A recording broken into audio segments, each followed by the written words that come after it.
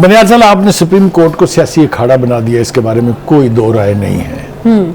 आपने सहूलत करारी की जो बदतरीन और बदनुमा मिसाल छोड़ी है, मेरा नहीं ख्याल कि सुप्रीम कोर्ट के ऊपर ये स्याह धब्बे से ज़्यादा, यानी और मैं क्या लफ्ज़ इस्तेमाल कर सकता हूँ, क्योंकि हमने देखा कि उन्होंने अपने साथी जजों को भी अपनी उस सहूलतकारी में शामिल किया जिसकी वजह से उनकी भी तज़हीक हुई और उनके ऊपर भी क्रिटिसिज्म आया।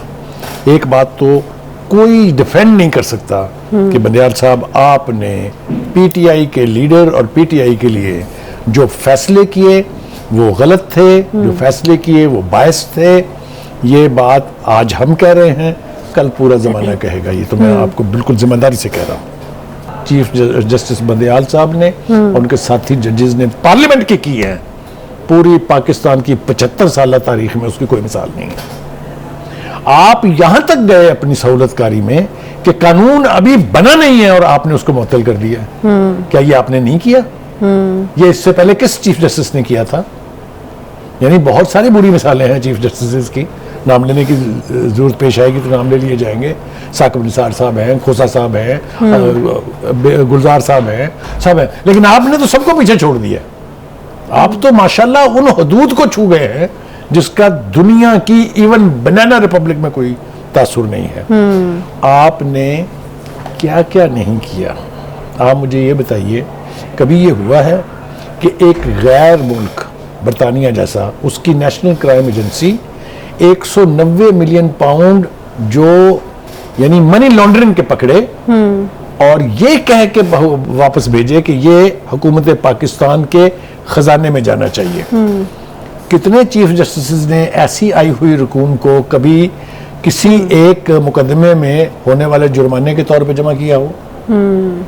बताएं, सुना कभी आपने? जो है चीफ जस्टिस साहब इसमें कहना चाह रहे हैं कि तनकीद हुई इसलिए मैंने एक नोटिस लिया और वो कम था, वो ये बताना चाह रहे हैं। तो मुझे समझ नहीं आई कि ये क्या कहना चाह रहे हैं इसमें। जितनी भी गुफ्तगू उन्होंने की है वो किसी भी आम फहम आदमी की समझ में आने वाली नहीं है। उसका मेरे ख्याल से थोड़ा सा एनालिसिस करना बहुत जरूरी है। हम उसका एनालिसिस करते हैं बिल्कुल यानी ढंग से। बनियाल साहब, आपने सुप्रीम कोर्ट को सियासी अखाड़ा बना दिया, इसके बारे में कोई दो राय नहीं है। आपने सहूलत करारी की जो बदतरीन और बदनुमा मिसाल छोड़ी है, मेरा नहीं ख्याल कि सुप्रीम कोर्ट के ऊपर ये स्याह धब्बे से ज़्यादा, यानी और मैं क्या लफ्ज़ इस्तेमाल कर सकता हूँ, क्योंकि हमने देखा कि उन्होंने अपने साथी जजों को भी अपनी उस सहूलतकारी में शामिल किया जिसकी वजह से उनकी भी तज़हीक हुई और उनके ऊपर भी क्रिटिसिज्म आया।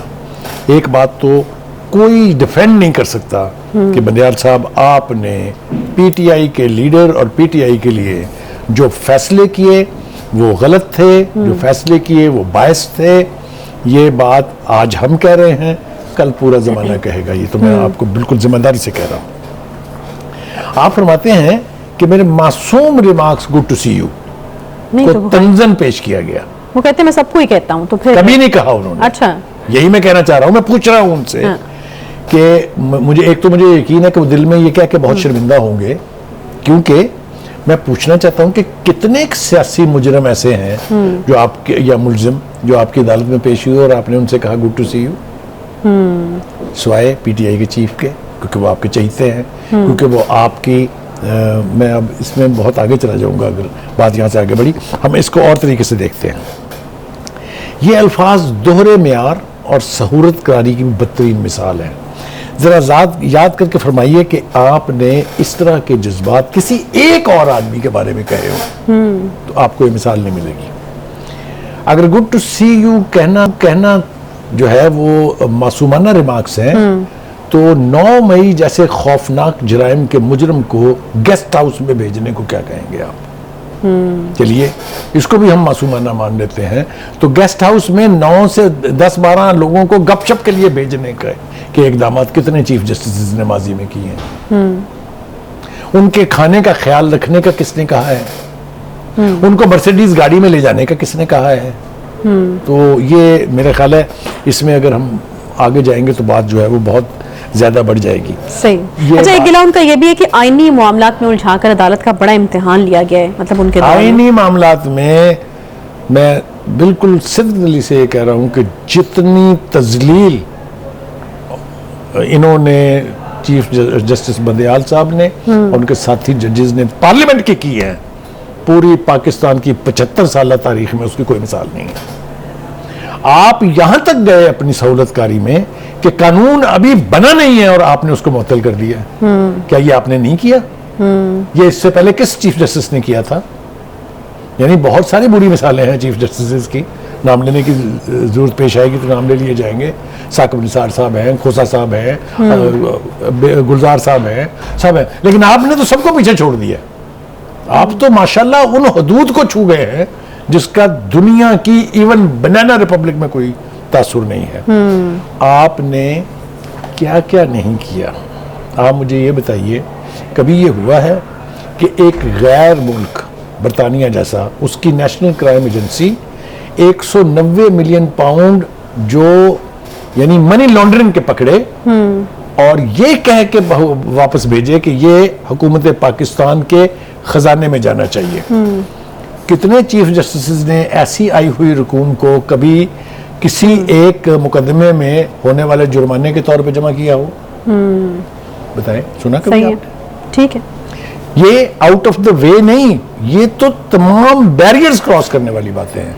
रुक जाइए अभी, आप मुझे बताइए कौन से मुल्क के चीफ जस्टिस ने या चीफ सुप्रीम कोर्ट ने कभी डैम्स फंड कायम किए हैं? पाकिस्तान के सिर्फ यहाँ एग्जाम्पल है। और फिर उसके ऊपर सांप बन के सुप्रीम कोर्ट बैठ जाए। क्या ये दोनों रकूम नेशनल एक्सचेकर में नहीं जानी चाहिए थी? अच्छा जी, वो अब आप नया फरमान सुने उनका कि उसमें 4 लाख रुपए और जमा हुए हैं उस फंड में। अच्छा। लिहाजा देखें अवाम का कितना एतमाद है इसके ऊपर। वो मेरा ख्याल है 4 लाख किसी अजीज रिश्तेदार से कह के जमा करा लिए होंगे। अच्छा। ताकि ये कहने के लिए जवाज मुहैया हो जाए।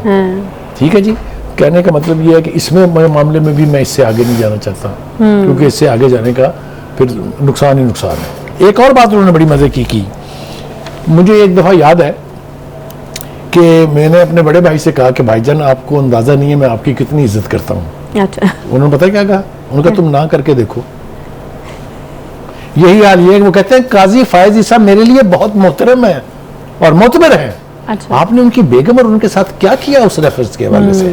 और आपको कुछ याद नहीं है? आपको चारा नहीं है, ना करके तो देखें, ये वही वाली बात है। मैंने कहा है ना, अब तो वो आए सो आए। हाँ। अब तो उन्होंने आके इनके सारे वो बोझ उठाने हैं, सारे गलत फैसले ठीक करने हैं।